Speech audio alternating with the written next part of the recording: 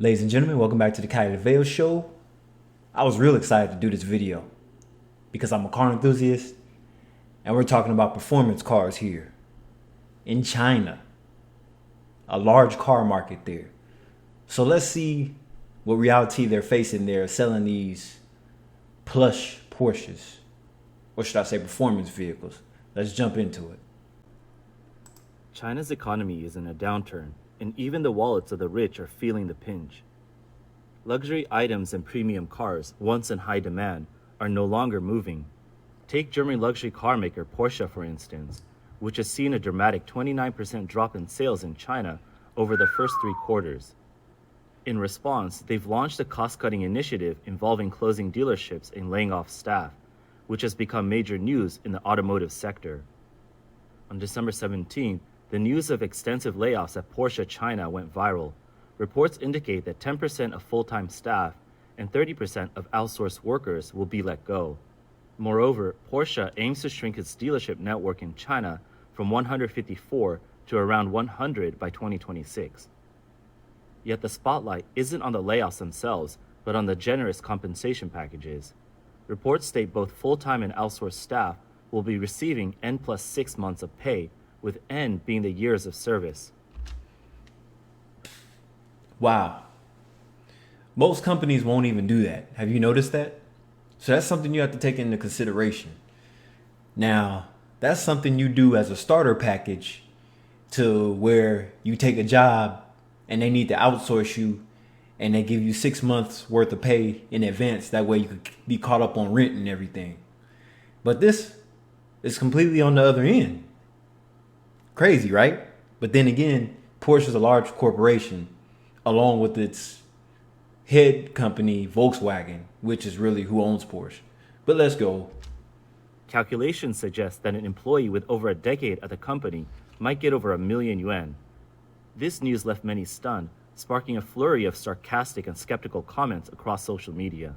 Porsche is really pushing the envelope. Not only are they laying off 10% of their workforce in China, but they're also offering an N plus 6 severance package. What does that even mean? Someone working at Porsche for 1 year could leave with 7 months' salary? Isn't this just inflating wages and disrupting market order? How are other brands and local manufacturers supposed to compete with that? They can't. And that's why they're doing it. Because Porsche is a luxury slash sports car, but then people that buy Porsche usually don't buy it for luxury. They buy it for sports, track day, things like that. But then again, it's a cross between the both, just like a crossover vehicle between an SUV and a regular sedan. Keep this up, and you'll be swimming in job applications. Bad news. Porsche is laying off workers. Good news. It's compensating with N plus 6. For someone earning 20,000 yuan a month and working 10 years, that's 320,000 yuan in compensation. Isn't this outright market disruption? Yeah. You are making some domestic brands and struggling companies look bad, especially those who can't even pay Social Security in November. My suggestion? Boycott them. No, baby. While these bloggers critiqued Porsche, they were actually taking a jab at how some Chinese manufacturers handle layoffs, offering no compensation. The other brand they hinted at is probably Jiyue Auto, which just declared bankruptcy. On December 11th, Jiyue Auto suddenly ceased its operations, closing all dealerships and leaving thousands without work. This year, they ambitiously grew their network to 140 stores with plans for 250. Unfortunately, some of these stores shut down almost immediately after opening, leaving new hires jobless and without pay, bonuses, or Social Security. To add insult to injury, some of these employees had just switched from Porsche to Jiyue, only to be swept up in this turmoil. Understand, when you work in these type of industries, there's not really much longevity into it unless you choose to by choice. Excuse me. Not unless you could really make it up to the executive level to where you're working in a corporate office, not just a dealership. That's where the real money is when you work in a corporate office. But see, I feel like you build more clientele when you work at the dealerships because the people that come and buy these cars have money, right? Or at least we think they do.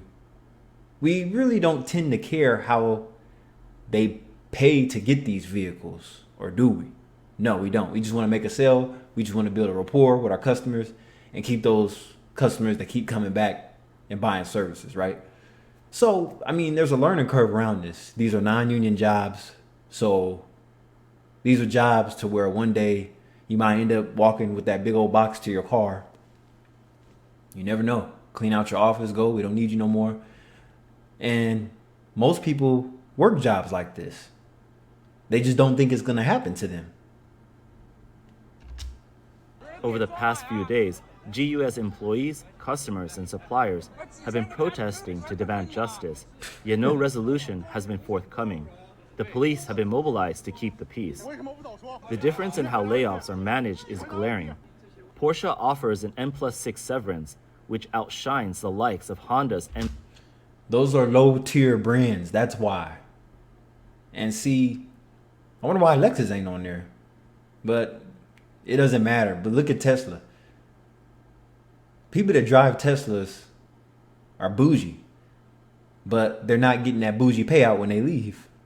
So you're telling me Toyota pays more than Tesla? Sheesh. N+3, Tesla's N+3, and Toyota's N+4. In contrast, some Chinese companies are slammed for their abrupt shutdowns, leaving workers clueless and uncompensated. This stark contrast leaves nationalistic Chinese netizens who often preach patriotism in a very awkward position. A Chinese commentator offered a more cynical take, framing Porsche's high compensation as a capitalist trap. 网传保时捷裁员给出了 N+6 的赔偿，兄弟们。 There are rumors online that Porsche's layoffs come with an N+6 severance package. Guys, at this crucial time, we need to stay alert and fortify our defenses. This is clearly just another capitalist trap. 保时捷这次的闭店裁员。 Porsche's latest round of store closures and layoffs clearly shows that China's electric vehicles have moved from merely chipping away at the low-end market to now challenging the high-end market, which foreign brands once dominated. All year, foreign brands have been closing shops and laying off staff, proving they can't keep up with our EVs anymore. Moreover, this year's reports on severance packages ranging from N+1 to N+3 and now Porsche's N+6 highlight a significant issue. These foreign brands are losing the direct competition. Therefore, I urge my fellow comrades to stay vigilant. Unable to win head-on, these foreign brands are using these excessive severance packages as a sneaky way to destabilize us from within. Comrades, watch out for capitalism's sugar-coated bullets. Don't let these deceptive packages distract us from the real motives. Of course, this commentator might have been sarcastic. In China's fiercely competitive landscape, where rules are frequently bent or disregarded, it's tough for rule-abiding foreign companies to thrive. It's no surprise that last year, a German executive in China quipped, "I can't compete with Chinese companies. They don't even pay wages." Although he said in jest, it highlights a serious issue, the vast differences in how foreign and Chinese companies treat their employees, not just in terms of pay and benefits, but also in respect to workers' rights. So basically, pretty much, the Chinese automotive workers are treated like shit pretty much. That's pretty much what they're saying, and that's what they're arguing head on. So being that Porsche is a worldwide brand, of course, whatever country that these people work for that brand, of course, they're going to get treated better than their local countries' companies, right? So that's something to consider too. Working for a global company versus working for a local company that's only native in your country. And see, I'm wishing and hoping that these Chinese EVs come to America. They don't want them to come to bring those cars to America because they will just put Tesla in the water. Tesla is crap compared to the Chinese EVs. China does a way better job at making those cars than Tesla does. But then the problem is, all electric in general, we just don't have the infrastructure for it. However, Porsche China representatives have refuted the layoff rumors, declaring that stories about planned layoffs are untrue. They clarified that the company is streamlining and restructuring its... Ooh, two baddies right there. In shape and everything. Which one are you taking in the Porsche? and see, well, I ain't gonna go there. I'll say that for another video. its operations due to a tough market. These initiatives focus on boosting efficiency and cutting costs, which could mean changes to both direct and indirect labor costs. Some Porsche China employees told Chinese media that although the company is restructuring, the actual layoffs for full-time staff are probably less than the 10% that's been rumored. They added that layoffs are being managed through personal discussions, not public announcements, making it hard to pinpoint exact numbers. The layoffs at Porsche are generally thought to be due to its sharp sales drop in China. The Q3 2024 financials shed some light. 1. Global revenue for the first 3 quarters of 2024 fell by 5.2% year over year to 28.6 billion euros. 2. Operating profit plummeted by 41% Wow. to 974 million euros. 3. Global vehicle sales dropped by 7% to 226,026 units. Well, here's my thing. 10% of layoffs is not a lot, but then you have to remember China is such a large country. We don't know how many dealerships and job positions that they actually hold over there, which is probably a lot.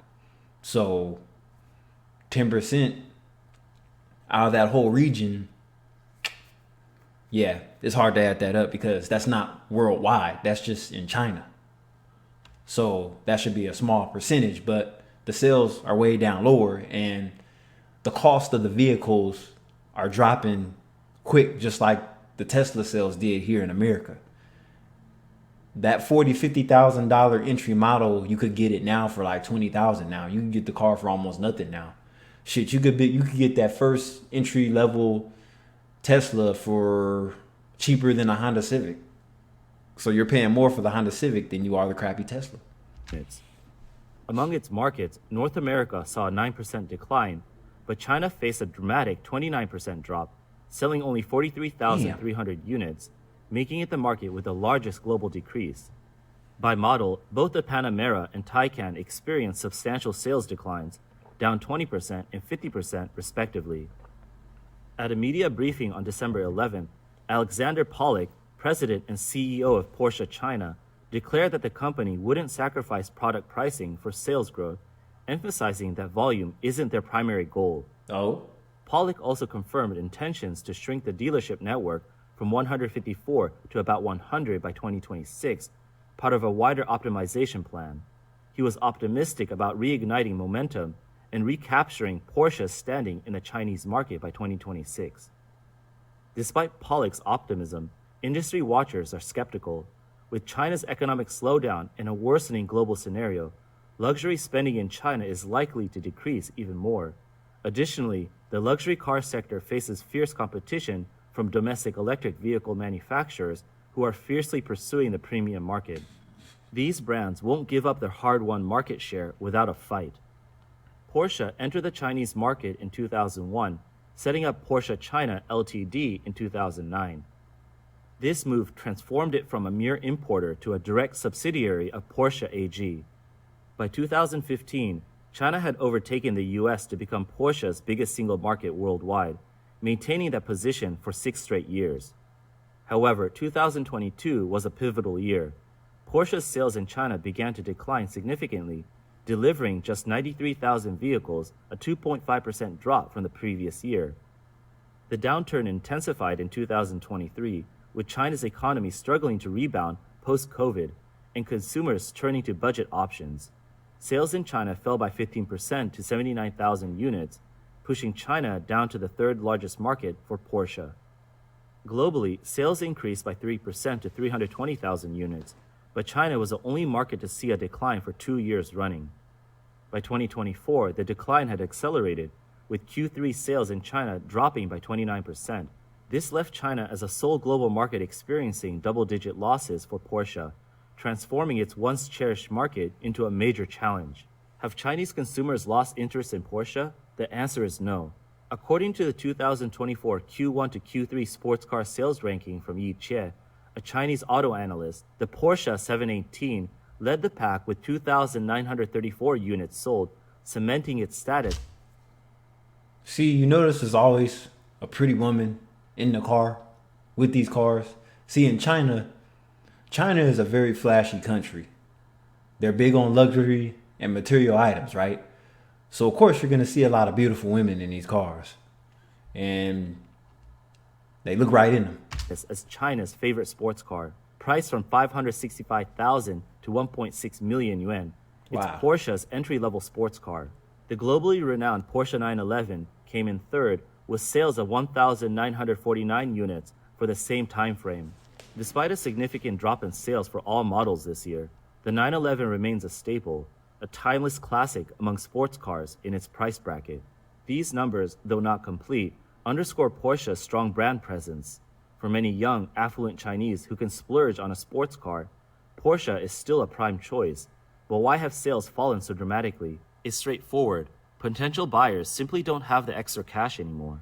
Tang Fenjing, Vice President of Media and Public Relations at Porsche China, recently shed light on their customer demographics. In Porsche's global profile, the Chinese market is unique. While Porsche owners in Europe and North America are generally mature males in their 50s with incomes around $1 million US, You hear that? To everybody that's trying to become high earners, most men don't reach their top earning potential to between the ages of like 45 and 55. And that's usually, these guys are usually the groups that go out and get these cars here in America. Over there in China, it's the reverse. It's younger guys that are getting them like in their 30s, which is crazy. So, I mean, of course, things are different over there. So, and look, I think that's a Rolls Royce or a Bentley right behind it. That SUV looks more like that grill. It looks real familiar. I believe that's a Rolls Royce. But anyway, China, they're a younger crowd, averaging 37 years old with household incomes around 400,000 US dollars. Wow. This profile indicates that Porsche's Chinese clientele probably comes from the shrinking middle class, while in Europe and North America, buyers from the old money crowd. These older, wealthier buyers enjoy more stable incomes, making them less vulnerable to economic ups and downs. When you look closely at the pricing, the differences are clear. In China, the Porsche Panamera starts at 160,000 US dollars, but in the US, it's just over 100,000. For Chinese consumers, this is a hefty price tag, akin to over 6 months' income for many middle-class families. Meanwhile, for the old money in the West, it's roughly a month's salary. This gap highlights the stark contrast between consumer groups in these markets. so it sounds like in America, the old money crowd will probably buy the car straight out in cash versus over there, they'll probably buy it even though they still have a mortgage and everything to pay, meaning they'll finance it off of credit maybe. Yeah, that's just how it goes. Or if you're a trust fund, baby, you can just buy it outright. Life is beautiful, ain't it? Making matters worse, the economic climate in China has hit these middle-class elites with layoffs, pay cuts, and mortgage woes, putting luxury cars well out of their reach. In 2015, amidst China's economic boom, consumption upgrades were all the rage, with Porsche ruling the market. But by 2022, under the strain of strict lockdowns, Porsche's sales started to tank. This downturn wasn't just limited to Porsche. Luxury brands like Bentley, Ferrari, and Lamborghini also saw their sales in China plummet, even while their global markets grew. Now, as downgrading becomes commonplace in China, luxury items are being swapped for budget-friendly options, including luxury cars. A prime example is the Xiaomi SU7, playfully called Misha, a nod to Porsche because of its uncanny similarity to models like the Panamera and Taycan. Even Xiaomi's founder and CEO, Lei Jun, has posted videos labeling the SU7 as a Porsche alternative. Introduced in March 2024, the Xiaomi SU7 showcases design cues reminiscent of Porsche's lineup, including the steering wheel, drive model switch, and semi-hidden door handles. Lei Jun is unapologetic about name-dropping Porsche on his social media and in public talks. He's made it clear that Xiaomi's goal in car making is to produce a car that can compete with both Porsche and Tesla. Maybe because of all the mentions, on April 14th, Michael Kirsch, then president and CEO of Porsche China, broke his silence in an interview with China's Economic View. And see, here's the thing about these luxury car makers. Have you noticed that they have both gasoline and electric models? And the electric models aren't really selling as much as their gasoline models. Versus Tesla, which is all electric, is probably going to sell more than a brand that makes both gas and electric. You see how that works?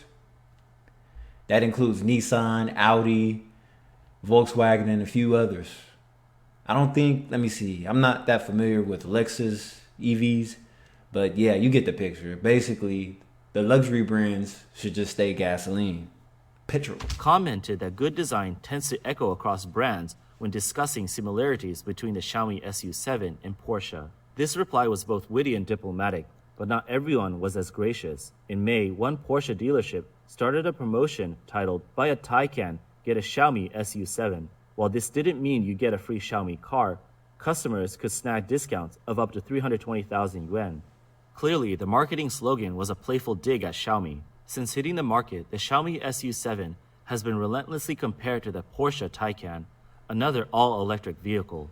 Price-wise, the high-end Xiaomi SU7 Max comes in at a reasonable 300,000 yuan, while the base model Porsche Taycan starts at 900,000 yuan, 3 times as much. Yet despite the price gap, these cars look remarkably alike. Both are upscale, sporty mid to large vehicles with nearly identical specs, each stretching 4.9 meters in length with a 3-meter wheelbase. For those less concerned with brand prestige, the Xiaomi SU7 stands out as an economical substitute for the Porsche Taycan, which is priced in the millions of yuan. Additionally, being a homegrown Chinese brand, Xiaomi enjoys government subsidies and backing. When you add patriotic appeals to the mix, Porsche can't help but lag in sales. Porsche isn't just competing with Xiaomi, it's also up against other Chinese EV makers like Huawei, Li Auto, and Geely, who are making inroads into the luxury car segment. As we've noted before, the Chinese auto industry has been battling through price wars since last year. Even Porsche hasn't escaped the fierce competition.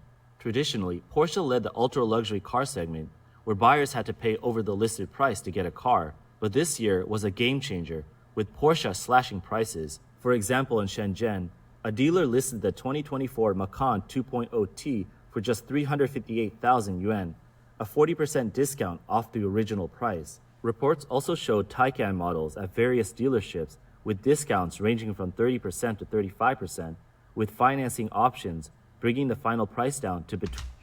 And see, that's the best time to go into a dealership, knowing that they're desperate to make a sale because they're barely making any sales at all. You could go in there and talk them down. That's how you learn how to negotiate. Because at first, they were doing the same thing that Toyota was doing. During the shutdown, when everybody panicked and got nervous, the customers were overpaying for models that were 2 years old, basically selling those used models for the same price as the brand new ones. Being that customers didn't want to wait and they really loved their Toyotas, they were willing to overpay for the used one when they could have got a brand new one, but they didn't want to wait. They would have had a brand new one and paid the same price, but they didn't want to wait 3 or 4 months. Between 700,000 and 800,000 yuan. Yet, even with these cuts, sales have been underwhelming. The drop in sales and heavy discounting have led to financial losses for numerous dealers. In March, Porsche's 100th sales point in Guangzhou suddenly shuttered. Then, on October 31st, the Porsche Center in Ordos, Inner Mongolia, closed its doors for good. This trend has continued with more showrooms and non-franchise outlets closing across various cities. Wow. In May, several Porsche China dealers banded together to protest and boycott against Porsche HQ in Germany. Their main grievances were sharp sales drops, lackluster electric model sales, and financial hits from price cuts. Porsche China's push to stockpile inventory to hit sales goals only worsened the situation, prompting some dealers to halt orders while demanding financial aid and a shakeup in management. This unrest could have played a role in appointing Alexander Pollock as a new CEO of Porsche China on September 1st. Despite Pollock's resolute stance on not lowering prices for sales gains, the market's harsh realities pose a substantial challenge. The price battle in China's auto industry isn't slowing down, and homegrown EV makers are aggressively aiming for the luxury market. A more profound issue is the evolving landscape of China's consumer market. Those who used to buy million yuan luxury vehicles are now either facing financial hardship or have vanished from the market. This suggests that Porsche's problems stem not from its brand or products, but from a major shift in its customer demographic. In such conditions, Porsche seems forced to navigate a tough. Okay, we get it. We get it. So basically, why these cars sit on the lot and collect dust, The cheaper cars would be selling like hotcakes if they could even get one. It's still too expensive even to get a regular economical car. Toyota Camrys, yeah. All these companies are facing some kind of hardship at some point. Like they're not doing as good as they were pre-2019. But what can you do, right? So notice the video is a little different, but thanks for watching. This is Kylie Vale. I'll catch you on the next one. Peace.